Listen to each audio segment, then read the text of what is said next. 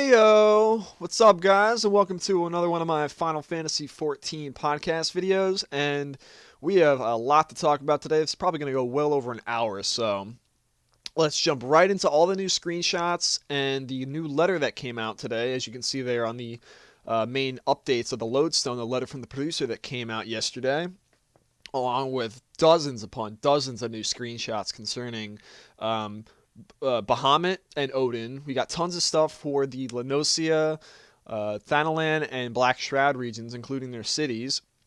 We also have a couple screenshots scattered about showing off some NPCs, some returning faces some of you might remember from the story quest, and several other stuff. No blog sections today, but we're going to get right into the letter first, and let's see what's up. Alright, so we got letter from the producer 45. This was May 10th, 2013. Naoki Yoshida's here, and he says, "Hello again to all you eagerly awaiting Final Fantasy XIV: A Realm Reborn. I know I haven't been pumping out letters as often as I used to, but we've all been working feverishly in preparation for Phase 3 of the beta test. Nevertheless, I couldn't let another day go by without bringing you the 45th letter from the producer. We recently attended the Nico Nico Chikagi 2 event here in Japan, and I'd like to give a big thanks to everyone who showed up in person, as well as all of you who turned in from afar. After traveling overseas to events last year like E3, Japan Expo, and Gamescom, it was nice to finally have one here at home. In case you haven't heard enough throughout the grapevine yet, we made two important announcements at the event, which I'd like to go over in this letter. First and foremost, Final Fantasy XIV: A Realm Reborn will be released in summer 2013. It will be a worldwide release for the PlayStation 3 and PC, available in Japanese, English, French, and German. At the end of the month, we'll announce the release date along with the pricing and details on the collector's edition. We'll also start accepting pre-orders at the end of the month. Our second important announcement was that Phase 3 will start at the beginning of June. Phase 3 will include a multitude of changes based on feedback from the first and second phases, as well as the long-awaited commencement of the PlayStation 3 testing. But that's not all. We're also adding ul'dah and Limsa Lominsa, nearly 100 new Fate encounters, 4 additional dungeons, main scenario quests up to level 20, grand companies, provisioning missions, free companies. We're making revisions to the battle system, testing the transfer of characters from version 1.0. The list goes on and on. I've been working around the clock, double and triple checking everything along the way, so sit tight and Phase 3 will be here before you know it. It's not just me though, the whole team has been working at full throttle to ensure the game will be ready for a summer release. It won't be long before you can mark the calendars and begin the final countdown. With Phase 2 of the beta test now at an end, I know our beta testers are feeling a bit anxious for waiting for Phase 3. If the forums are any indication, a good number of you seem to be going through withdrawal, which is a good thing, I think. Anyhow, since you all still have a while to wait until Phase 3, I found out a little something that might help you tide you over. And he says, "Well, that's all I can give you for now. I'll see you next time in my 7th live letter. And long after that, I'll be headed to E3. If you're in America, make sure to drop by." So, you'll be able to see the next letter from the producer live coming up soon at 7th. We'll check back on that at a later date. But right here you can see a really interesting screenshot, which I am going to zoom in on, by the way, as best I can, mind you.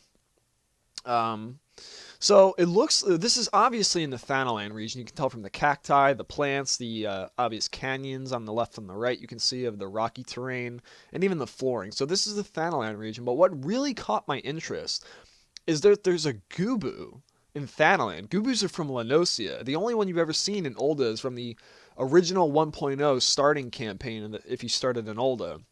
But that's because they imported it from Leonesaurus for the ceremonial event in the parade. Now here it looks like this either is a natural Gubu, an NM, or it obviously looks like a completely unique looking Gubu I've never seen. It has like these vines coming out of its back. Off the top of its head has, like, it's completely mossy. Like, they really put the name Mossy Gubu to effect here. It has freaking cacti coming out of its back, and even one of those red plants coming out on the right side of its head, which you can also see another one on the floor in front of it. Really interesting. I've never seen a Gubu like this in the game before, And also, if you notice on the bottom, a little bit to the right of the Gubu, you see a botanist standing there in the at least the hat and the boots that they're wearing is like the botanist AF, the hat that you used to get from Hamlet Defense if you were lucky enough to get it, which I was fortunate enough to grab one along with a couple of my other friends in my link shell. But it makes me wonder, is this like a botanist, gathering, doing quests or something, or just, casually gathering materials on his own in Thanalan? Or is this like a class quest that involves like a Gubu as uh, a story arc where maybe you come across a Gubu in your botanist class quest, and maybe like he wants you to gather something or do something for him, or maybe he's just like a character that you meet. I don't know. That would be really interesting and really cool. I don't know if I can say that would be a natural occurring mob because I have never seen a Gubu like that, and he looks way too unique to be like a regular Gubu, but I could be wrong. I think he's either an NM or he's like a story quest character, which I hope he's more of a quest character. That'd be really cool for a botanist to like, he comes to like Gridania, and someone in the botanist guild tells him to go to Thanalan. There's this fabled Gubu that lives there that has this knowledge about the environment and plants and all this stuff. And then you go and you meet him and you talk to him, and he asks you to do some stuff for him and gather something or help him chop down like the roots that maybe he's like rooted to the ground, and you have to chop it with your axe to get him out of it. I don't know. These are just some ideas I'm tossing around, but hopefully he's not just like a standard lame mob that you just like kill and never see again, because he looks really unique and really awesome. So very interesting shot that he leaked there. Here is another one that it's obviously in the Leonosian region. I'm just not exactly sure where. I doubt it is the residential area, because the residential area has it's basically an instance. So this looks like it's an outer area of Leonosia. I could be wrong though. I could be wrong, but this looks like one of those. And I don't. You can see a tower in the background. I don't think it's a cargo ship. I don't think they really have those in their time. It could be like a seaport, like we've seen in the previous trailers. I think that's probably what that is. That might be that one. I forget the name of it. It's Morby Bay or something. I don't remember. I have to look the name up again. But it looks like one of those areas that they showed in the Eorzean tour video that they released a while back. That could be that town that they showcased off from a distance on this balcony here. You see these two little Lalafels, a little male and female Lalafell, sitting down in the /sit position with the Marauder on the left and some sort of crafter or culinarian on the right. But interesting stuff. Interesting. You can notice a lighthouse on the far, not the one up close, but in the background, just bright freaking yellow light of a lighthouse beaming off in the distance. And I'm kind of curious to see where this is exactly. I don't think it's a Garlean base, but I could be wrong. But I think it's a seaside port town or something. Guess we'll have to find out in Phase 3. But he hints to a 7th live letter coming up as well, so that's also interesting on the horizon. I'm guessing, he said when Phase 3 starts, that's when they'll do the live letter. So if it's in early June, I'm guessing it's either at the end of May, right before they start, or maybe it's like the weekend leading in, like they did the last time. So it's going to be interesting to see how that plays out. All right, so going on to the official site that's updated with quite a lot of new information. You can see here on the right-hand side the 3 new buttons. They were all released yesterday, 3 articles. Info on Bahamut and Odin released, the Bestiary release that they added to the site, and field screenshots released of the 3 regions that they're showing off currently. So we can jump over here, and I'll click this off real quick. And we'll start with Bahamut first. And people were wondering, like, what happened to Bahamut after the end of an era trailer, after Loisois and the 12 transported the heroes into the future by 5 years, into the A Realm Reborn era, in the 7th Astral era, 7th Astral era, which was after the 7th Umbral, which was the 5 years in between when all the crazy stuff was happening, when at the end of the original game and when Bahamut was unleashed, up until the game actually starts in the new version. But we'll get into that in another video. Anyway, people were wondering, what happened to Bahamut? Where did he go? Why wasn't he still there? Why isn't he still wreaking havoc? Why didn't he destroy the rest of the world? Well, it doesn't answer all those questions, but it does give you a brief glimpse of what to expect. So, it starts off by saying, held in duress for aeons within the lesser moon, Dalamud, the elder primal Bahamut broke free of his captivity when the celestial body was wrested from the heavens to descend upon the battle of Cartana. Once freed, the terrible being wrought fiery destruction across the length and breadth of Eorzea, his devastating rampage marking the beginning of the Seventh Umbral Era. In the midst of the chaos, however, Bahamut was enveloped in a blinding white light and abruptly disappeared from the skies. None claim to have seen the primal in the 5 years since. So, it claims that after the heroes got transported into the future by 5 years and the start of the Realm Reborn's timeline, Bahamut disappeared before this big flashing white light. So I don't know if, like, I don't know if one of the 12 took him out. I don't know if Odin showed up out of nowhere. Some people are, like, speculating on the forums a few months back that maybe he took him out. Maybe he just ran out of ethereal energy to sustain himself in the corporal realm and got sent back to wherever the hell he goes when he's not summoned. Because he is a summon still. He's not a natural dragon.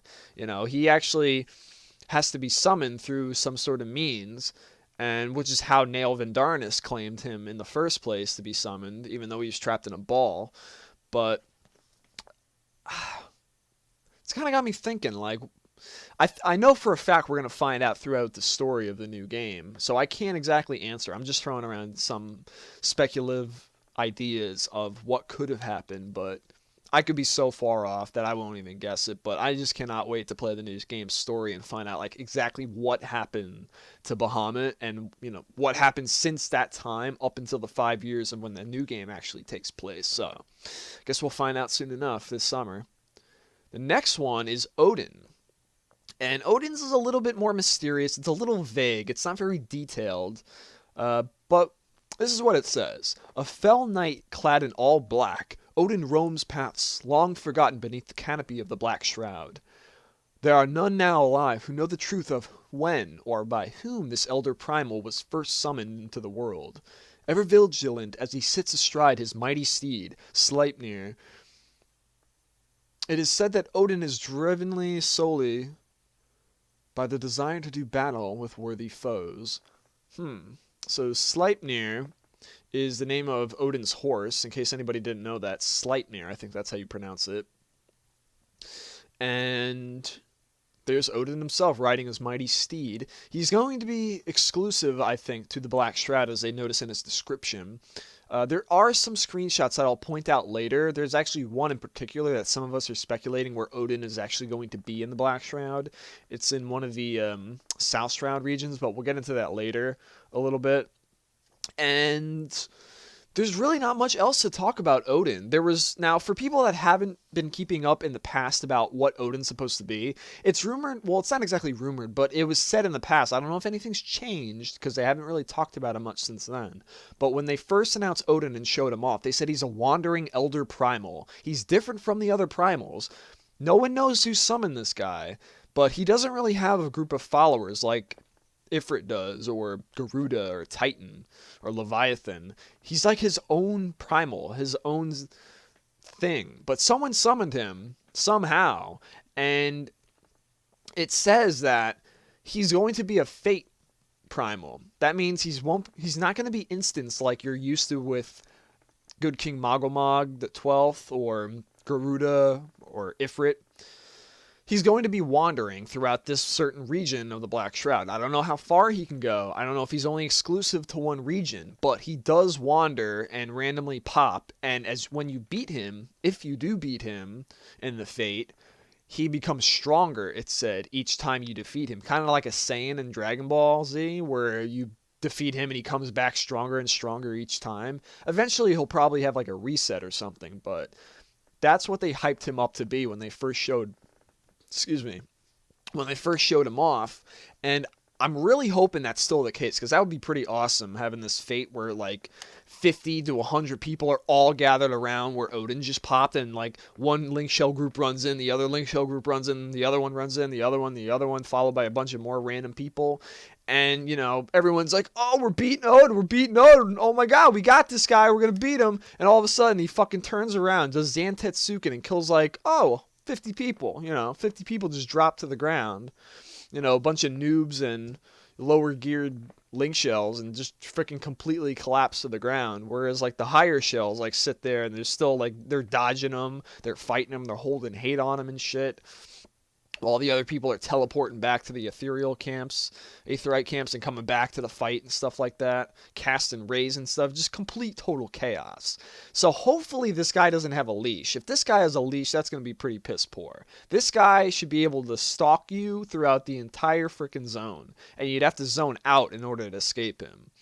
Now, I don't think he's going to be moving to other regions. That would be cool if he did, but that'd be pretty fucking chaotic if you brought Odin to like a level 1 area right outside Gridania and just have him doing Zantetsuken left and right on level 1 characters. That'd be pretty freaking crazy. And I can see a lot of people rage quitting like that. So I think he's going to be only in one region. My guess is South Stroud, which people are contemplating right now. So I don't know. I'm definitely going to be keeping an eye on this Elder Primal and see what happens with him. Now, moving on to my personal favorite section, the Bestiary, which I've really been yearning for, and hopefully one day they find a way to implement this in the game, even though they say the memory limits on the PS3 will make it possible. Hopefully they can have an exclusive one for the PC or something, but this will be on the Lodestone too, I've heard, and the iPhone app. So let's jump right into the first one. We have Chimera down here, along with some other goodies that I'm excited to get into. Chimera was the first... well, not the first, but he was the first time we saw him was in the 2.0 screenshot, the very first one when 2.0 was first announced, A Realm Reborn, and you can go back and see it was a screenshot of a whole group of party members and a chocobo, someone's chocobo, all fighting a chimera in the Korthus region. A screenshot was taken of this. This is how the game was going to look. And not long after, when they released Arm Vale and Cutter's Cry, the 2 endgame dungeons for Darklight gear, Chimera was actually in it. We were like, holy shit, I thought he was going to be in 2.0, but here he is, like, not that long after, in this new patch that we had. And he was definitely an interesting fight. He's probably one of my favorite bosses in the original game. He was a lot of fun. I actually have a couple videos of him on my YouTube page if you haven't seen him before, and you can check him out. He was a pretty fun fight. He was kind of a pain in the ass, but he was pretty cool. Okay, so his description says, the origins of this nightmarish combination of lion, goat, and dragon have been furiously debated. Some deem the creature a cruel jest of the gods, while others believe it the twisted creation of forbidden sorcery. Another fun fact for anyone that's not familiar with Final Fantasy, even though if you're watching this, I can't imagine if you wouldn't be, but Chimera was actually a long-running, iconic, well, maybe not as iconic as a Cactuar or a Tonberry, but he's a fairly common enemy in classic Final Fantasy games. I think I even recall him seeing in Final Fantasy V. I believe he was in Final Fantasy IV, and several others. I think he was also in Final Fantasy IX, and there was one in 11 also, if I recall. There were several variations, but yeah, the classic Chimera makes a return in Final Fantasy XIV and A Realm Reborn once again. And going on to the next one is the Torama. This one was really, it was half surprise and half gratification. I'll explain why in 1 second. Now, before I read the description, he is not a Coeurl. He is a younger cousin variation. He's like a subspecies to the Coeurl. So think of Monster Hunter, for example, if you're familiar with that game. He's sort of a subspecies to the Coeurl. Now, I think he is smaller, because if there's one of the first trailers they released for A Realm Reborn, if you see like the quick cut trailers with part CGI, part gameplay, there's this one scene, if you go back and watch, where you can see one in the Black Shroud. It's not white, it's more of like a tannish color, and it's much smaller than a Coeurl. And I think you see like a Rogadan gladiator, someone like fighting the thing, and it's like it has its back facing towards the camera. And I saw it and I was like, holy shit, it's like a smaller version of a Coeurl. That's really interesting. And I was wondering what the hell it was. And I thought, like, maybe they could resize monster models, because they actually do that. They can resize any model to whatever size they want. And I figured that's what it was, possibly, like a smaller Coeurl.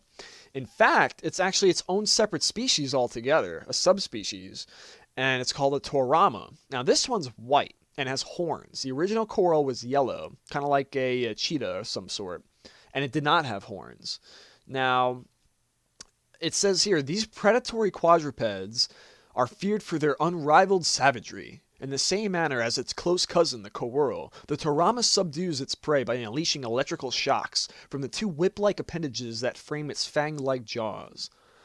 Now, I'm going to go off on like a little bit of a limb here, a little bit of a guess. I'm going to say that this guy is... I'm going to say if the Coeurl is like the cheetah that's found in the Thanalan region, the African-looking area, I'm going to say that this guy is like the snow leopard of the game. I think he's going to be found in Korthus. Just a guess. Not 100% sure, but I just have this hunch that he's going to be in the Korthus region. So I'll be interested to see how this snowy-looking cat turns out in the future. Alright, the next one is a familiar one you guys must all remember if you played the original 14. The Golem, the Rock Golem. Golems are magical constructs of clay or stone that have been imbued with temporary life. Ancient tombs claim that the creation of these beings is only possible when the laws of nature are weakened by the chaotic influence of an umbral calamity. So some of you might remember them from the Agamoro mines one of the first instances where we saw them, where the patriarch Kobold that was a leader down there would actually summon two gigantic golems once it reached a certain point on its HP bar.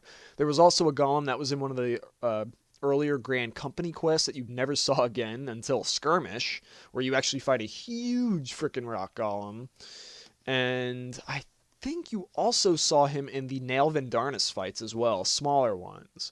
And of course we saw a bunch of freaking overpowered ones in the end of an era, 7th Umbral era, gameplay in ul'dah, where basically the devs were spawning random mobs all over the city and stuff, which I have videos of, which I have not uploaded yet, but will one day plan on doing.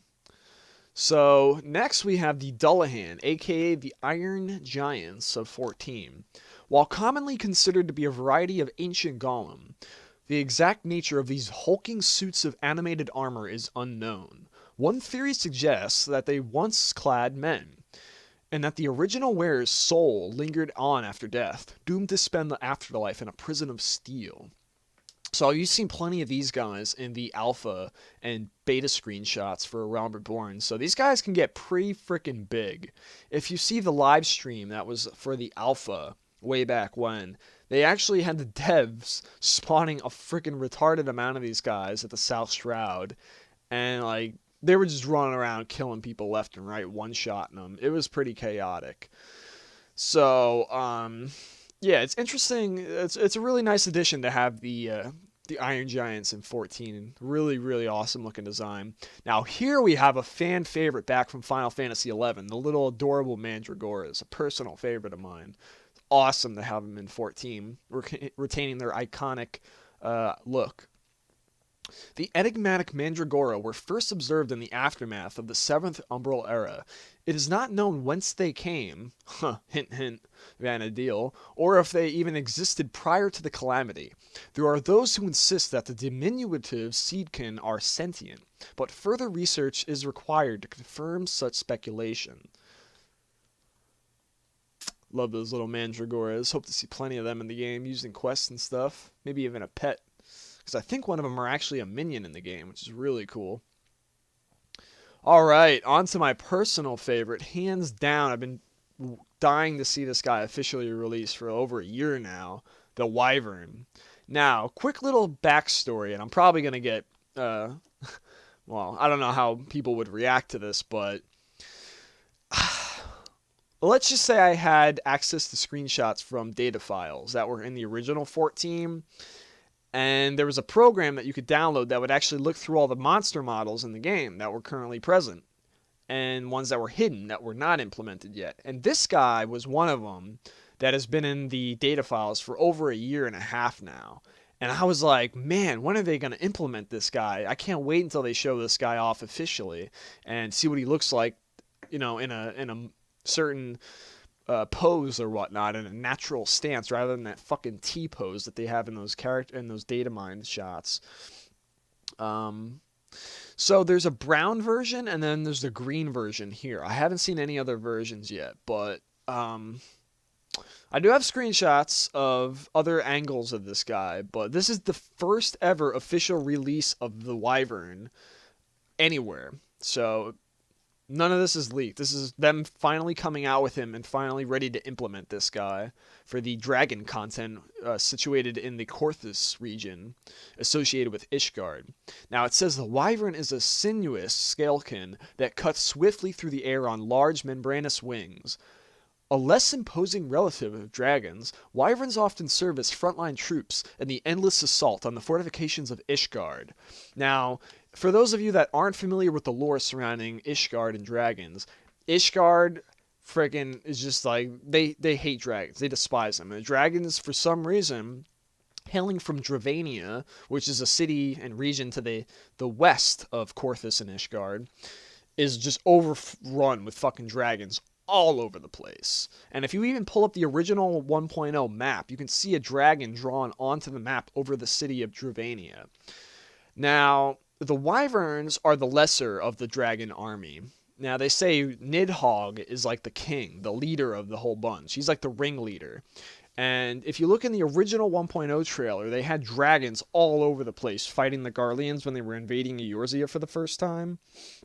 Well, I think those dragons are meant to be these ones, but I think they had a redesign because, well, they're green and the ones in the trailer are black, and they have slightly different heads. Well, actually completely different heads and somewhat different bodies, but they do have a similar skeletal structure, at least anatomy-wise. They're both wyverns, so they have legs and wings, and they breathe fire, obviously, but I don't know if these are the same type of dragons that we saw in the original opening sequence of the original 14, but I guess we'll find out in the future. I don't think they are. They don't look anything like them, but I could be wrong. They could be a different variation. Anyway, getting sidetracked a little bit, the dragons are in a war with Ishgard and vice versa. Ishgard's in a war with the dragons, which is why you don't see them very much participating in the Grand Company campaigns against the Empire, because they're too busy fending off fucking dragons. Like, they don't have time for that. So the whole lore around dragoons and Ishgard and dragons is all intertwined into one. I don't want to spoil it too much because I'm going to be doing a lore episode sometime in the future if I can kick myself in the ass and stop being lazy and actually start doing it, which is going to be a massive undertaking for what I want to really do. But I'll get into more of that later. I just want you to know, if you're not familiar with that, Ishgard and dragons are very tied to one another, as well as dragoons. So if you're into all that stuff, I think you're really going to be happy with Ishgard and the Korthus region if you have not seen it before. Which has not been shown off a lot yet, by the way. But it's the snowy region if you've seen any of the Magitech videos. Now, going on to the next one, another personal favorite is the Z's. These guys were also in 11, but they did not look anything like this. They had the same anatomy, but they didn't have feathers. They were more skinless birds, and they were called cockatrice and dodos, which is what they called them, but they had a very similar body to this. They had no hands, they had big frickin' legs, they had a large tail, and they had a certain neck and body structure like these guys. But they're completely unique looking in their art style to Final Fantasy XIV. Now, these guys are also in alpha, well actually no, they were in beta. And you can see them in a lot of the trailers and the official screenshots, or not screenshots, live streams that they've done with the producer letters. you can see them in the background. There's a yellow, blue, and there's a black variation. And these guys were also in the data files as well that I saw. The black one and the blue one were in there for the longest time. And I was really disappointed if they were going to make it just like one mob in the game, like they did with some of the other mobs, where it's just like a dungeon mob and you only see it once. Well, it's actually a naturally recurring enemy that's found throughout the regions in the game that you can fight, which is really cool. So I'm happy with that. But yeah, I've mostly seen them in the live streams in the Thanalan and Black Shroud regions. I don't know if they're found elsewhere or if there's any more variations than the ones I mentioned, but they're really, really cool. These gigantic dinosaur bird-like mobs. Now it says the beautiful, vibrant coloration of this scalekin's feathers are a natural indication of its venomous nature, infamous for supplementing physical attacks with poisonous breaths. It is also capable of impressive bursts of speed, owing to its muscular legs and the purchase affordable by its sharp talons. The next one we have is the Cyclops. The Cyclops dwell in the western parts of Appalachia's spine, and are immediately recognizable by their single eye that dominates their broad faces. Though thickly muscled and possessed of prodigious strength, these dim-witted creatures are often enslaved and used as shock troops by the more cunning beast tribes. Now, everyone remembers who this guy is without me even mentioning Coin Counter. Coin Counter was the first encounter we've had with Cyclops in the 14 lore. Coin Counter, if no one knows, was the first encounter with the Cyclops enemy in 14 throughout the dungeon called Arm Vale. Arm Vale was coupled with Cutter's Cry, the two last endgame dungeons found in 14 before it shut down. He was a intermediate boss before you actually get to the final boss of the dungeon, which was the Miser's Mistress, a Marlborough boss in that dungeon. He was like the mid-boss. He was the first one you fight. Kind of like the Myrmidon Princess in Cutter's Cry. Now, he had this devastating swing attack, where basically it was called 100-ton swing, where if he hits you with this, you're basically one-shotted to death. And he had this one beam attack, where if you were far out enough, and he charges this purple eye laser that he would scan from left to right, he would kill you one shot, or at least do a serious amount of damage. You'd have to be like really close into him, within like 6 or 7 yalms, in order for it to go over your head and be safe. He was a very interesting enemy, and if you dodged his 100-ton swing without him ever hitting a single person in your party, he would actually slip and fall on his ass, and it would give you I think it was like a 10-second basic freebie to treat him as a punching bag before he gets back up. Very interesting mob, so I'm really glad he's coming back. Now, we've also seen him in Skirmish as well. He had a Skirmish model, and he was also in the final act of the 7th Umbral Era with the Besiege in ul'dah, when they had a bunch of the devs spawning like all these guys like crazy. There was a bunch of coin counters they spawned in the city, which is total fucking chaos. But it was a lot of fun. Probably the most fun I had with 14, the original game. So that is the Bestiary now. They're going to constantly update this up until the launch. So we'll tune back in as updates come pouring out with more enemies we'll go over in the future. And more little side stories to tell as we go on. Now, going on to the last section of the updates, we have the 3 cities and regions. We'll start with my favorite, Limsa Lominsa, and I'll read all these off and we'll get to the screenshots that accompany them as we go. So, on the southern coast of the island of Vilebrand, under the shadow of ancient cliffs, warned by the relentless onslaught of the Rotnos Sea, lies the marine city-state of Limsa Lominsa. Said to be the blessed by the gods of navigation, Limlian, the city is spread out over the countless tiny islands, each connected by sturdy bridges of iron and wood construction, earning her the name the Navigator's Vale, from traveling bards who have witnessed the city's beauty from afar. And you can see the Adventurers Guild in the first image to the left. That's the entrance on the 2nd floor of the tower in Limsa in the center. And you can see the banners, of course, going across in the main square. And here we have the main Lominsan flag, also the flag of the Maelstrom, the city's natural Grand Company army that I'm a part of, and the admiral down below, Merlwyd Blowfishman, who is a female Roganin and admiral of Limsa Lominsa. She has dual-wield muskets, and she is bad fucking ass, man. She is definitely my favorite Grand Company leader in the game, and one of my favorite characters in 14 overall. She's really cool and very, very unique character. She was actually the reason I was very excited about the female Roganin being implemented in the first place. And that's one thing Final Fantasy XI never had was female Galka. So this game actually has the missing links, basically, for how these races populate themselves. So, really cool stuff and really nice features setting it apart, making it unique. Says here in this little description, Limsa Lominsa is a traditional phylacracy with power lying in the hands of the ruling party and its leader, the Admiral. Its economy is driven by shipbuilding, fishing, and blacksmithing, but the majority of wealth comes from the lucrative shipping industry. To maintain the safety of its maritime routes, the city employs a formidable navy known as the Knights of the Barracuda. However, even in the waters nearby the city, pirate bands run rampant, reaving and pillaging. So the Knights of the Barracuda basically is like the city's government. It's like their policing force in the city. They keep the pirates in check. They also have the Arcanist Guild, which is basically the customs office that monitors things that come in and out of the city through the docks of the ship area where the ferry is located. And the Knights of the Barracuda also have their own military units and brigands that go into certain regions for excursions and wartime, such as the battle in the Carthanon Flats that happened at the end of 1.0 with the Battle of the Garlean Empire, and its Grand Company members, which is a branch off the Grand Companies. And basically, think of the Knights of the Barracuda as like the military or the policing force in the city, if you will, if that makes it a little bit easier.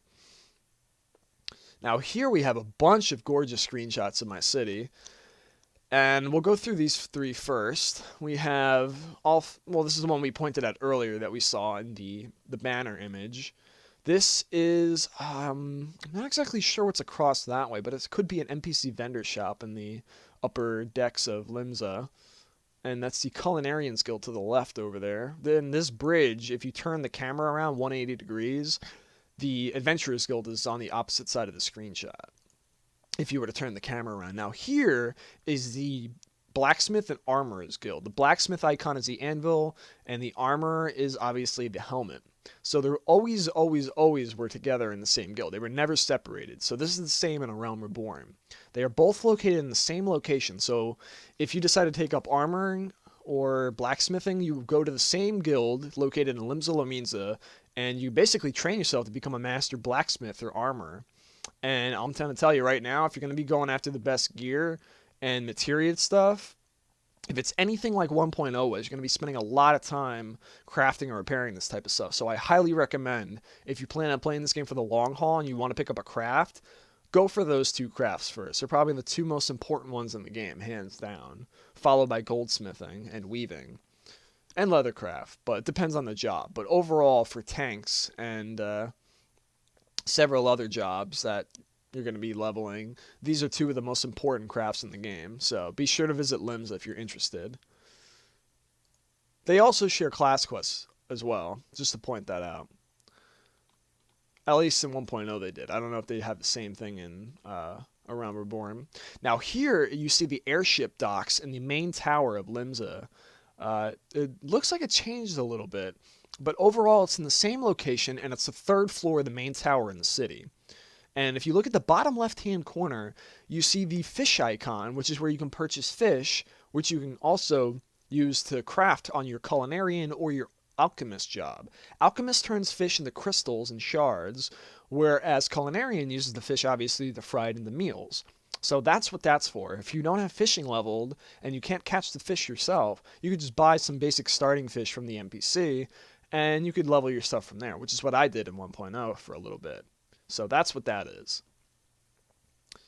Now here, it's interesting because you see two black mage robes on these fishers over here.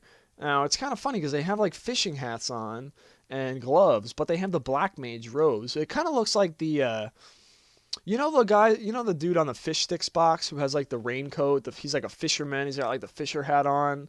It's like a fishing trench coat that's like all waterproof and stuff. That's what that kind of reminds me of. It reminds me of like that classy old trench coat wearing fisher with the hat, the fishing hat. And it's being in Limsa, it's not too far fetched. So it's I don't know if that's only a placeholder, if that's really what they wear, because that is the Black Mage robe, which is kind of funny seeing fishermen wearing Black Mage AF. I don't know if anyone found that to be any bit bizarre like I have, but just an observation. Now, over here we have the Aetheryte Plaza on the first floor of Limsa Lominsa in the center.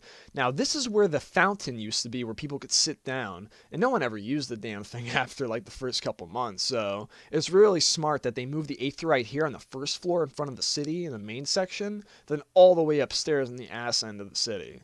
So this is a much better position for the layout of everything in Limsa compared to how it used to be. A lot of people used to complain that the city was so fucking big and so poorly designed that everything was so spread out and it was hard to get to certain places. It was such a time sink, which is why they ended up creating the Aethernet specifically to solve those issues. And they added them to all the other cities just to keep them balanced, and they're still in around Reborn. So just a little bit of a backstory there. Now here you can see the fountain with the seagull that represents Limlian, the navigator, which is also convenient because you see Limlian's icon etched into the fountain as well. That is the navigator, and the main deity of Limsa Lominsa. So Limsa's main deity is Limlian, the navigator. She's one of the 12. Just like in ul'dah, Nobthal is the main deity of life and death of ul'dah. And I believe Nofika is the matron, who is about nature and care and all that stuff, animals and forests. She's the main one of Gridania. So Limlian, the navigator, that's her icon. And you can see in the end of an era trailer, you can see Y'shtola praying to it as they go through all the main characters to basically strengthen the 12 to reseal Bahamut into his big giant ball. And you can actually see this very shot in the end of the era trailer with Y'shtola kneeling down praying in front of the lighthouse in Limsa. Now this one is the Hawker's Alley. I talked about this in a previous video with the screenshots when I was showing off the money bag symbol that they added into the game to find the vendors a lot easier. This is the main hall. There's two of them that if you keep going down further, it leads you to the ferry docks in the Arcanist Guild. Here, you can buy and sell and buy back from various NPCs here, buying starting gear and items for crafting and stuff when you first start out playing the game. And also, the market boards are here, which is the new game's auction house, which you can buy and sell stuff to other players throughout the world. And they're all interconnected to all the main cities, so you don't have to go to ul'dah in order to buy stuff from ul'dah. You can buy it straight from Limsa Lominsa or Gridania. And that goes for all the other cities as well. Now this one is the Blacksmith and Armorers Guild. It hasn't changed much. It looks very much the same. Some of the NPCs are obviously in different positions, and there's different NPCs doing different stuff. And the lighting looks a lot better in here. Could use a little bit of work, but it does definitely look really, really good. And you can tell what it is. So you'll be spending lots of time in here if you're an Armor or Blacksmith fan. Now, if we go down here to some of these nighttime shots, so we can pull these up. We have the main entrance to the Grand Company Halls of the Maelstrom in Limsa at night. And you can see the icon up above there, and it leads straight into there. We can see the officers that will hand you missions and assign you tasks for your Grand Company. Here is the Astalicia, which is the Marauders Guild in Limsa Lominsa. It's in the same place, and it's also on the same ship as in 1.0 for people that are familiar with it.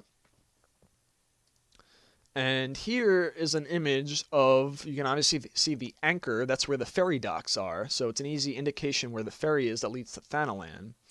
And the Arcanist Guild, if you go to the left after entering that room with the light, that leads to the Arcanist area. And there's the lighthouse of Limsa shining brightly ever so in the night with the beautiful night sky. Now here, this one actually gave me a boner, this screenshot. This is beautiful. You can see the nice encampment, the orchard farm, the wagon, some NPC farmers, and plains folk just wandering around one of the familiar wells that you saw scattered around the game. And you can see the nice valleys and plains and the entirety of Leonesaurus, which looks very much the same as in 1.0, which is very nice because I love the hell out of the look of that city. So it's nice to see that it still retains that look. And yeah, it looks really beautiful, this screenshot. It looks freaking awesome. I'm not going to lie, kind of jizzed my pants when I first saw this. Really, really awesome. I haven't yet to see a clear shot of Leonesaurus. Like, I've seen up-close shots in various locales throughout the city, but I haven't yet to see a full-body shot of the city in A Realm Reborn. This was the first one that actually showed me that, and it looks fantastic. Oh my god, I cannot wait to go in there. Now, here is a gorgeous shot of the water somewhere in Leonesia. Probably one of the fishing docks or something scattered about the region with this really beautiful sunset and clouds. It looks really amazing. You got some boats on the side there, a tower. Oh man, I just wish this game had swimming because that water looks really fun. Hopefully the fishing is really good because that water looks really nice to stare at all day. Now here is the Super Mario Sunshine looking resort that I absolutely love. Reminds me of Mario Sunshine. One of the levels from there. You see the restaurant with the fish in a barrel icon, the aetheryte, the beach, the coves up there, the giant Garlean military base all the way in the top left-hand corner with the little red crab on the hill there you can see. All the NPCs are missing. They haven't added them inside the region yet, but they will be there for Phase 3. So that's why you haven't seen anybody. But according to Yoshi P in the live letter, there's supposed to be a fuck ton of people there. So it's going to be really cool seeing all the different animations and talking to all the people, seeing what they have to say, and all the quests that are going to be there. Really fun stuff. I can see myself taking a retarded amount of screenshots there. Now, this one is an absolutely gorgeous sky shot in Leonesia. You got the giant ping pong ball in the sky again, which goes a little bit counter against what I said in the previous video, but still looks good. You got the palm tree, which looks gorgeous with this freaking retardedly awesome star-bursting sky, and the tower, the lighthouse right here, which I think you can climb up on that. I'm not sure if that's the one that Yoshi climbed in the live letter or not, but nonetheless, it looks fantastic. Night looks so much more improved in this game, hands down. Now here you see a little Keekern. Now this is the first ever new Keekern model with a little fisher hat on his head. They never had one of those models before, so it's really cool. I'm wondering if he's a fishing quest NPC that gives you like fishing lures and stuff, or maybe he's like maybe he's a special character that you meet in the fishing quest line. If it's still in the game, maybe you bump into him, and since this is the Leonosian region, maybe he has you like hunt certain sorts of fish that he wants you to bring back for him. I don't know. Now this looks like one of the concept art shots that they showed in previously several months back of stuff from Leonesia that nobody was really sure where it was, but now confirms that this is probably a dungeon. And on the Lodestone forums, there's some talks about the city of Nim, or Naim, however you pronounce it, which is this ancient civilization that exists in the 5th Astral Era, several eras before the games even take place, where this ancient civilization lived in Leonesia long before the current people do. And it's speculated that this possibly is the remnants of the city of Nim, of what it once was before, it went kaput. So it's rumored to be a dungeon in the new game, so it could be an underwater ruiny dungeon or some sort. I don't know, but looks pretty cool. I like the background, the nice mountains and hills on the left-hand side with the foliage and the sky and the wood and the docks and the little Keekern. Looks like a lot of fun to explore. Very beautiful. And here you can see the giant serpent from the original 1.0 you saw in the opening cutscene and several screenshots and trailers from 14. This was a giant serpent that was really never used. It was actually underused and never pulled up again in the rest of the game. And now you can see here that it's actually dead. It's become fossilized into the ground, which is really neat. And it looks like it's built into some sort of like paleontological or archaeological dig site or miners sort of lodge that's built within this sort of hill where this giant serpent is located in. So I'm really curious to see what the story is surrounding this area. This looks really, really awesome. So good stuff. Really interesting terrain. So that's going to do it for my hometown and region. And we're going to move over to ul'dah, a fan favorite and a big commerce town that was in the original game that tons upon tons, the entire servers of every server gathered to, because it was the main central point in the center of the whole map and game. So we'll start off with the bustling commercial hub of ul'dah sits amid the desolate desert landscape of southern Aldenard. The city is organized strategically around the dome-shaped citadel at its center. Its towering fortifications and protective outer walls are visible from mobs in all directions, and serve as a stark deterrent to would-be besiegers. Visitors from every corner of Eorzea come to ul'dah to partake of the city's famed recreation, most notably the fighting arenas and gambling halls. Ul'dan culture is known for its affluence, and the wealth of the nation comes in large part from its abundant mineral resources and prestigious cloth crafting industry. No kidding. Now you can see here, this is the Sultanate of ul'dah, the little Lalafell princess-looking chick. She's the Sultanate. She is the ruler of ul'dah. She's the most wealthy and powerful figure you will find. Now there's also like the Syndicate, which are members that are the most wealthiest people that run ul'dah. And the Sultanate is basically in charge of the whole shebang. And here is Robin Alden, who is the leader of the Grand Company of ul'dah, which is called the Immortal Flames. And they have like a personal relationship of sorts that seems to be hinted that's going on between the two. Now, I was never from the Immortal Flames. I never had a chance to actually partake in that storyline quest. So unfortunately, I don't have any cutscenes of them, which I'm really sad to say. I only have the earlier stuff in my collection of videos from when you were meant to go to all 3 Grand Companies before you made your final decision. So if anyone's from the Immortal Flames that can fill me in on that in the comments or some way and inform people and educate them on, you know, who these characters are exactly. I only know the gist of them. I never really got to know them throughout the cutscenes in the Immortal Flames story arc. So unfortunately, I only know as much as that they have like a somewhat of a personal relationship, if lightly. I don't know how deep it is, but you can see they're very friendly with each other, and they, you know, they have an attachment with one another. Because little bit of a quick story from when I actually did learn of Robin Alden is that he was a primed gladiator fighter in the arena, and what happened was he became so fucking good at killing all the enemies that they threw at him for people's entertainment that he ended up killing all the creatures, and they had to get more money and more money and more money they had to pour into buying more creatures just to sustain the fights for him, for people that kept coming back for more. And they threw real live fighters at him that he kept defeating and slaying. And he just, like, he became so wealthy through all his victories that it entered him a seat in the syndicate that runs ul'dah. And if you look at the Ul'dan flag, you'll notice it has, like, one of those weight things. And it has fire, which symbolizes power. And it has a gem, which symbolizes wealth. And they're both equally weighed. And what the flag means is, if you have the power, you have the money. If you have the money, you have the power. They're both equally weighed.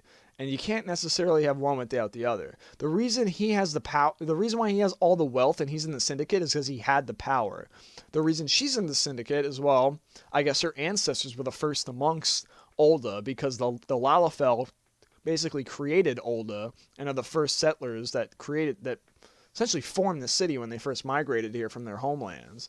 And she is also extremely wealthy, so she is the main head of ul'dah, the Sultanate, and the Syndicate. But there's also talks about the Syndicate plotting against the Sultanate and all this other stuff throughout the lore, but that's getting way sidetracked. But that's just the basic gist of these two characters. So scrolling down here, you can see some of the initial shots of ul'dah we'll go into. You'll see the beautiful city and the flag. In this screenshot here, you can see the front of ul'dah, the giant dome that enters into the Gold Court. which was a hangout area with a fountain in the middle. You see the streets here, the Aetherite Plaza, the little icon on the top, the middle to the right a little bit. And to the left, you can see the gambling halls with that purple tarp. And obviously down there, it leads to the Grand Company halls as well, if you go down the street further. Now, not exactly sure where this is. I think this is the Grand Company Hall for the Immortal Flames. It's no longer an instance area. It's outside now. So you don't even have to go towards the older Market Ward section in order to get to it. Now here you can see a NPC vendor with a sword and shield icon where you can buy your arms for Gladiator, and probably sword, shields and pugilist arms and other stuff for starting adventurers. And it's funny, if you look at the bottom, you can see a little Lalafell carrying a bunch of presents in his hand as he's following this other chick around, it looks like. So, interesting to see what that guy has to say when you talk to him, but it looks pretty funny. Kind of reminds me of Krillin in Dragon Ball Z when he's carrying all the presents for Marin around when he's going shopping. That's what it reminds me of. Looks really comical. In this next screenshot, we have the gold court is in the back on the far left where that leads to. This is one of the market sections for NPC vendors, which now is transformed into like a belly dancer area, which is pretty awesome. Because I used to have these cat girl dancers in the Miners Guild, which basically everyone called the strip club. You know, if you want to see a bunch of sluts going around dancing and flirting on you, you go to the Miners Guild. And hopefully they're still there, but it seems like they branched them out a little bit more where they're in the streets of ul'dah now too. You see a bunch of horny little characters gathered around cheering them on, sitting down watching them. So I know where I'm going to be hanging out in ul'dah. Oh man, I know, I'm sick. Anyway, if we go further down a little bit into this section, load up a couple more screenshots, the final batch, we have a couple more lovely lit brick walls rendered in A Realm Reborn. This looks like it's around the Thaumaturge Guild area, if I'm taking a wild guess here from the railings. And this is the gold court I was mentioning in the past screenshots. This is the center where the fountain is, where you can sit down. It looks pretty much the same. There's an upstairs still, so it's nice you can go upstairs again. And which is where the Alchemist Guild was located, which I'm sure it's still there. And here's a lovely night shot of the city of ul'dah out in the main streets. And another bit of a close-up shot of people's houses and rooms and windows and apartments and whatnot. And here is the main market vendor street of NPC vendors that you can trade and sell to. And you can see various NPCs standing around, walking around, selling stuff and trying to get to buy their wares. Here is the poor person's alley, as I like to call it. This is the slummy area, the shanty towns or whatnot, or the alleys of ul'dah. This was right outside the Adventurers Guild. Now they're separated into two different zones now, but these were once right outside the Adventurers Guild where you can just straight go into. But you see a bunch of, bare bones people and poor sods on the streets and just sitting around in the shadows. This is probably an area where you get knifed in the fucking back or something. That's what this is giving me the vibe of. So yeah. Now here is a ruined statue of Nald'thal. I think it's either Nald or Thal because they split them up into two. But it's one of the deities of ul'dah, and you have a bunch of archaeologists standing around examining it from the Thaumaturge Guild. Now here, I have no idea who this statue is of. I've never seen this person in the original game, so I'm clueless as to who this is. I don't remember any olden mustached Lalafells in the game, unless that is the father of the Miners Guild boys. I don't know, because there was these two twin Lalafells that ran the Miners Guild, and I don't know, maybe that's their father or something. I have no idea, but I guess we'll find out soon enough in A Realm Reborn. Maybe he's like a wealthy Lalafell that built his own place with his money out in Thanalan. Maybe he's a hero that died and has a statue erected of him. I don't know, but it's certainly interesting. and I'm really curious to find out what it's about. Here is an absolutely amazing looking screenshot of the canyons of Thanalon with ul'dah all the way in the background. And you have this gorgeous looking glare from the sun and the valleys, and it kind of reminds me of what was the name of that place in 11 where the Yagudo fortress was? It wasn't Tarongi Canyon or Saramu Champagne. It kind of reminds me of one of those areas in 11, which is really nice.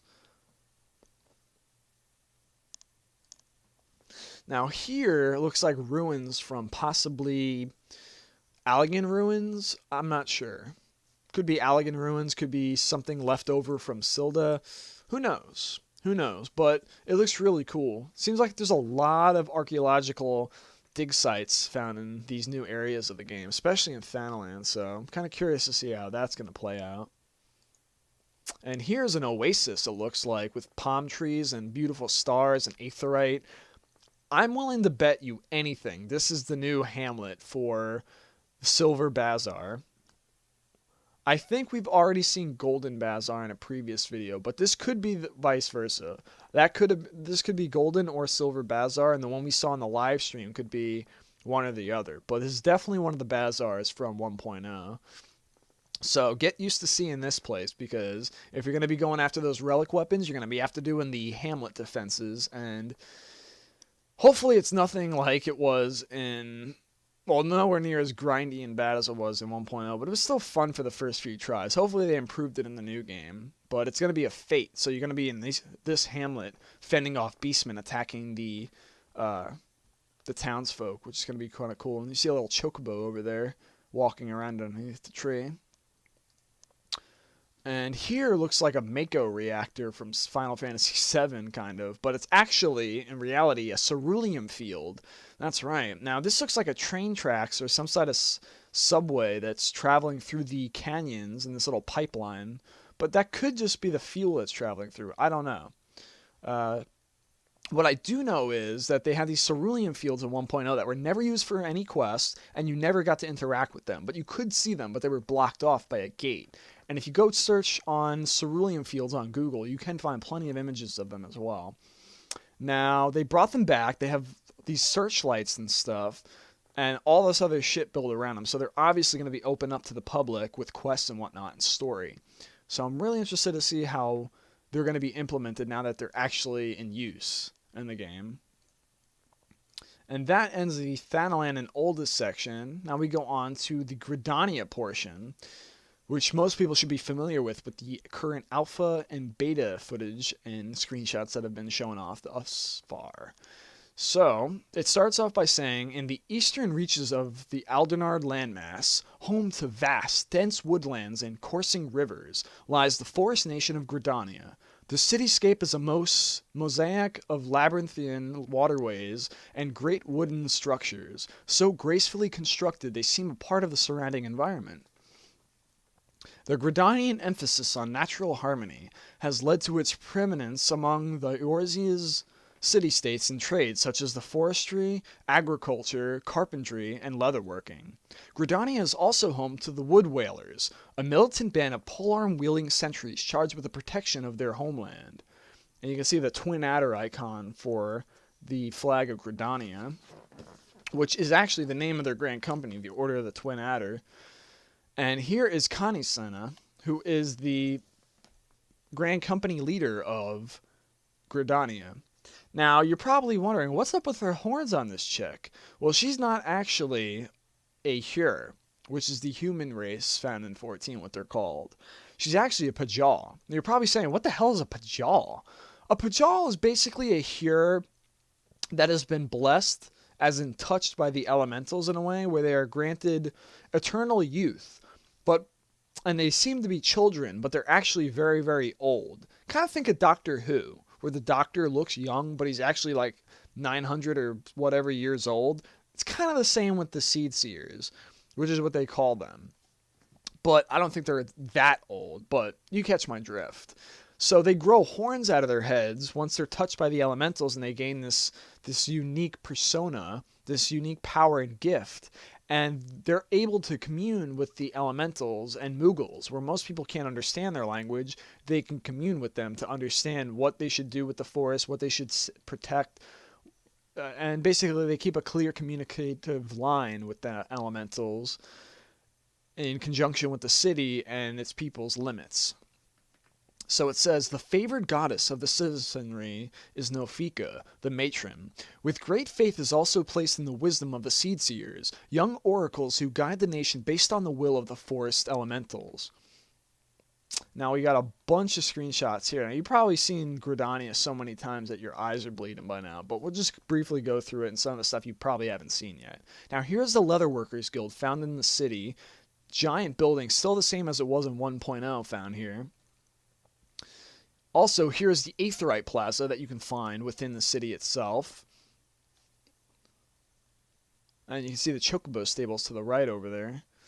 Here is the Grand Company Hall found in the city. It's no longer all the way in the back in an instance. It's right smack dab to the left of the Aetheryte Plaza, right at the entrance of the city, which is really, really good. It's right across from the Leatherworkers Guild. I'm sorry, the Carpenters Guild.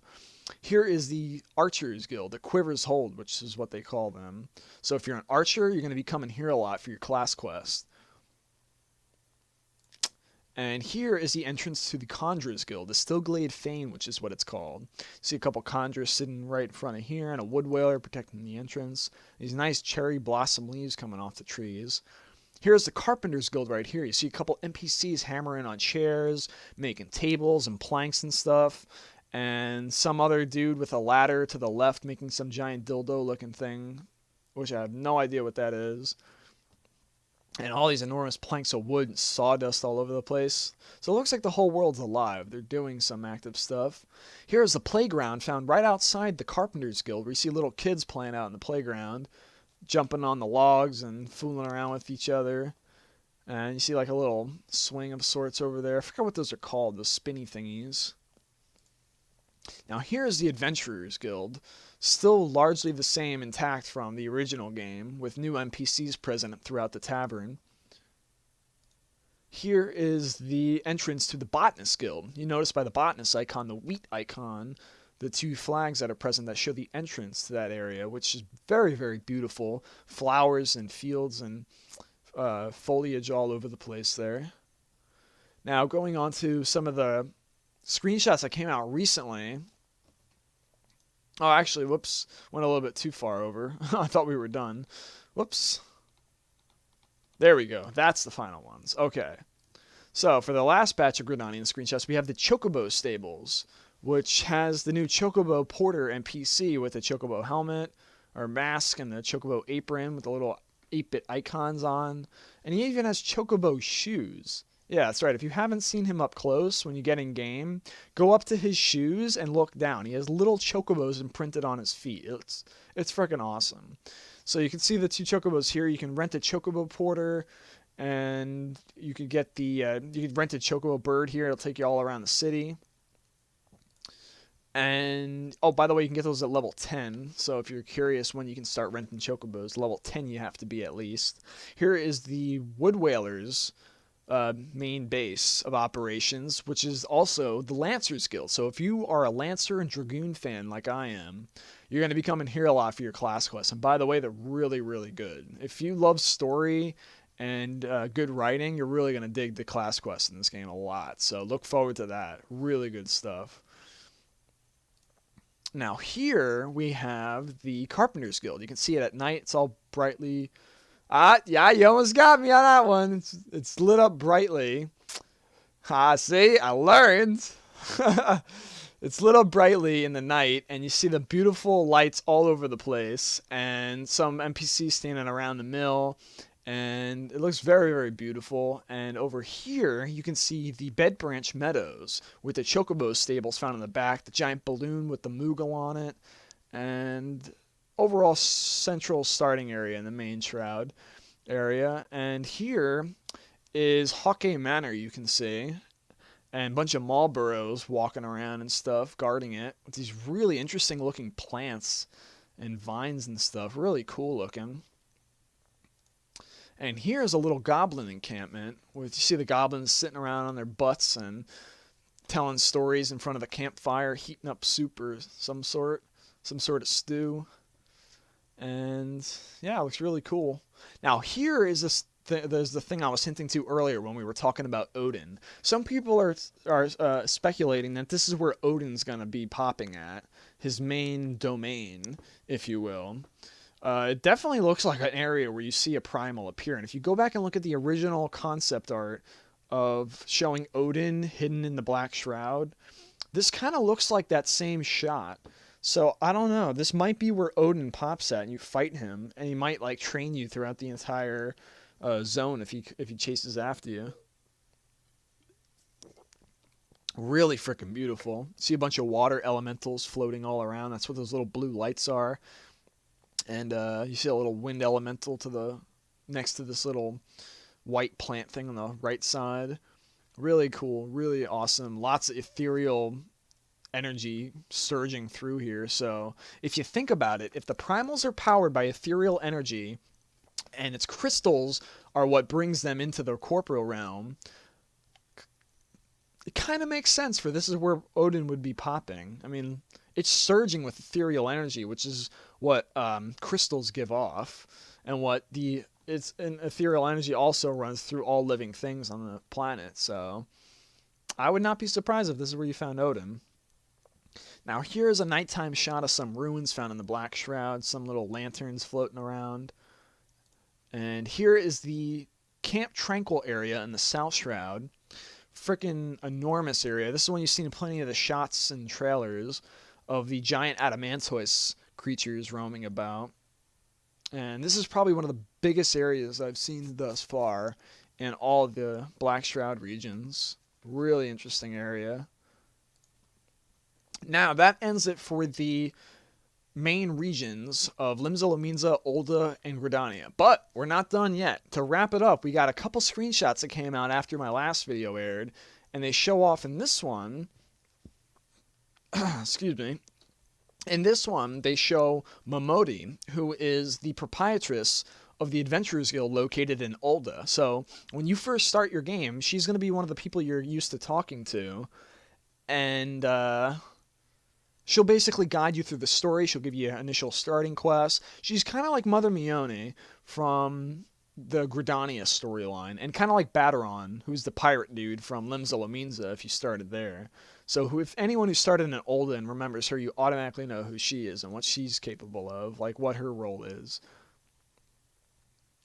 Now here you have a very peculiar shot of a male hero hanging from a tightrope above the Astalicia, which is the Marauders Guild in Limsa Lominsa. You have a nice robed thaumaturge standing here with a very colorful action bar and a very nice robe and shield on his back, and just staring up at this poor bastard hanging up above. And you notice another thing. I don't think anyone noticed this, but notice the sky. It's raining in the city. That's right. People were asking on the forums if and even prior to A Realm Reborn, if we can have weather in the city besides just during seasonal events, which had snow at one point for the Christmas stuff.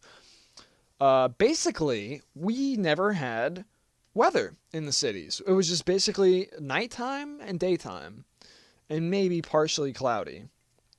Now, as soon as you left the city, bam, all of a sudden the fucking weather completely changed to like rainy or stormy weather or cloudy or whatever.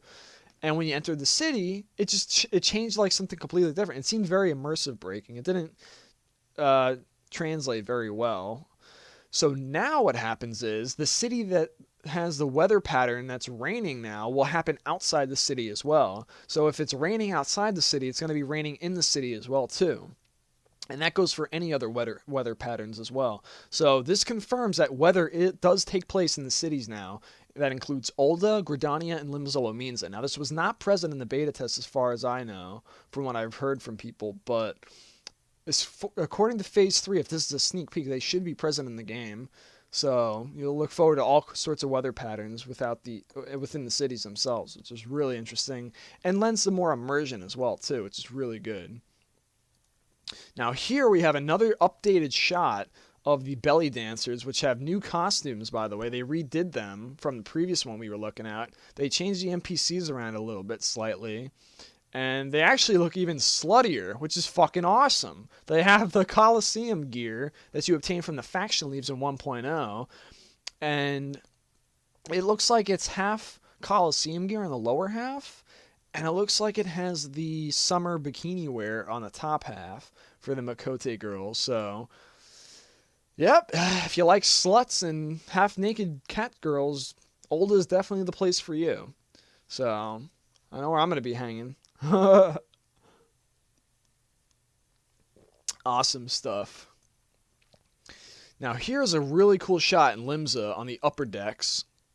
Right outside the Adventurers Guild in the center of the city, you see two NPCs talking around, two plainsfolk, and you see a goblin, a friendly goblin sitting there chatting with other NPCs. So, if you remember from being from Limsa and exploring the city a bit, there was a goblin in the game that was in the city that gave you this one quest, or maybe two quests, I think, total in the game.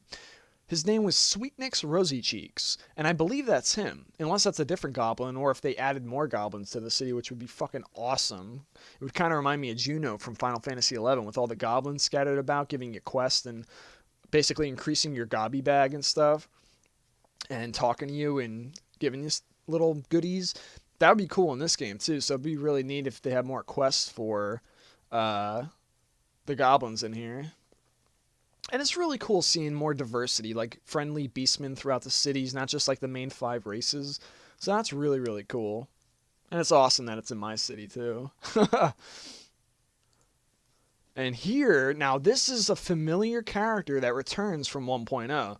If you remember Carvalane from 1.0, he was in the main story quest. He is the leader of the Kraken's Arms pirate gang located in the city of Limsa Lominsa. Now, this guy was an interesting fellow that you encountered on the Marauders quest throughout the original game, as well as the main storyline, but you never saw him again after that. He was never a regular NPC found in the game. You only saw him in like instances and in class quests, and as soon as they were done, you never saw him again. Now, here it looks like he's a regular NPC that gives you quests and storyline stuff, but you can find him whenever you want. Now, if you look on the mini-map, it looks like he's in a different location. He's not located aboard the Astalicia.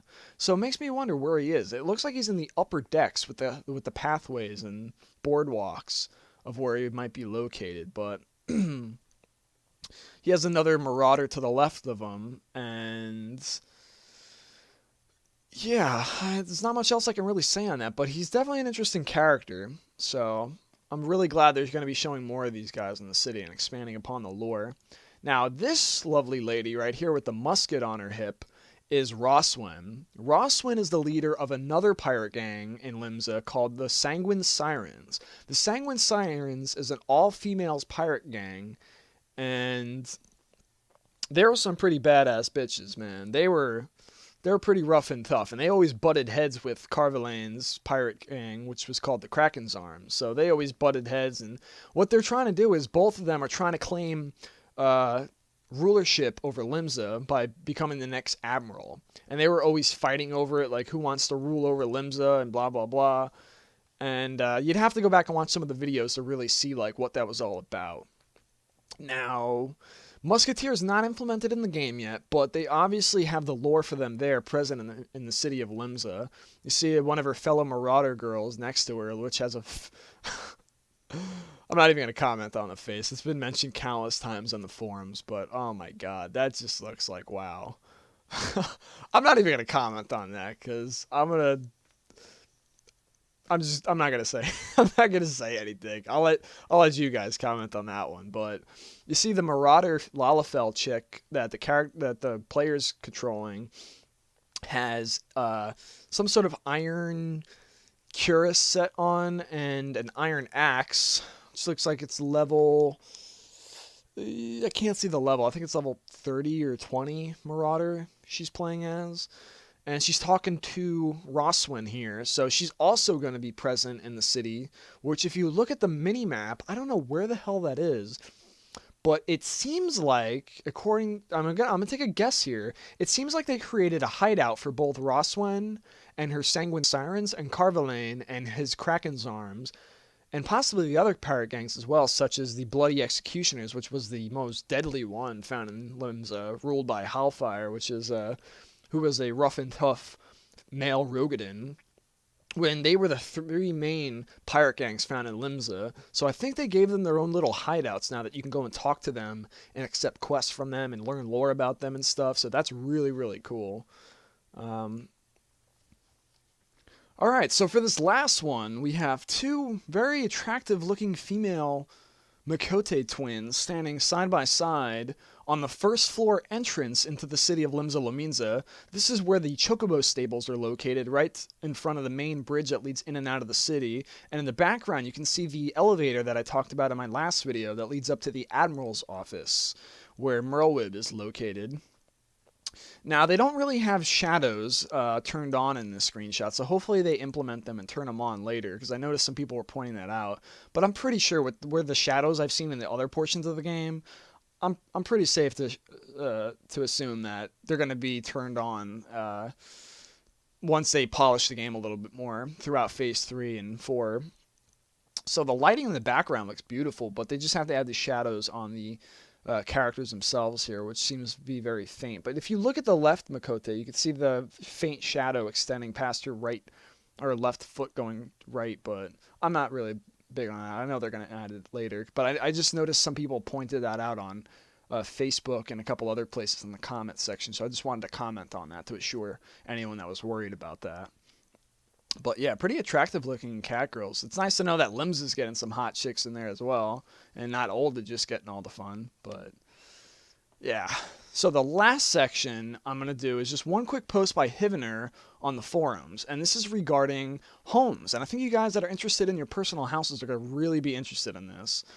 So, Hivener says, since you guys mentioned furniture for your homes, I wanted to mention a bit of related info. The home is where the heart is, and in this instance the heart of stuffed animals. We're planning on implementing stuffed animals and soft toys for housing decorations. The designs haven't been finalized just yet, but we want to make them pretty cute. So, if anyone's worried, if anyone was concerned about or curious of what items will we be adding for our personal houses and stuff, stuffed animals and figures and all sorts of cute little things that people might be interested in for their houses to decorate are definitely being considered for the game. So it's really cool seeing maybe like a plushie of a Tomberry or a little plushie Moogle for your home. Maybe like a little plushie of a Cactar or something or whatever. I don't know. Use your imagination. So you can most likely buy them, which is probably what the presents that the little Lalafell was carrying in that one screenshot. He's probably carrying a bunch of gifts and stuff for their personal house, is what I'm assuming. And I think you can craft them as well. So crafters can probably make them as gifts for people and give them to people as gifts to friends and stuff. So that's really interesting. And really good news for any people that were interested in that section of the game, which I'm very interested in myself personally. Well, that is going to do it for this episode of the Final Fantasy XIV podcast.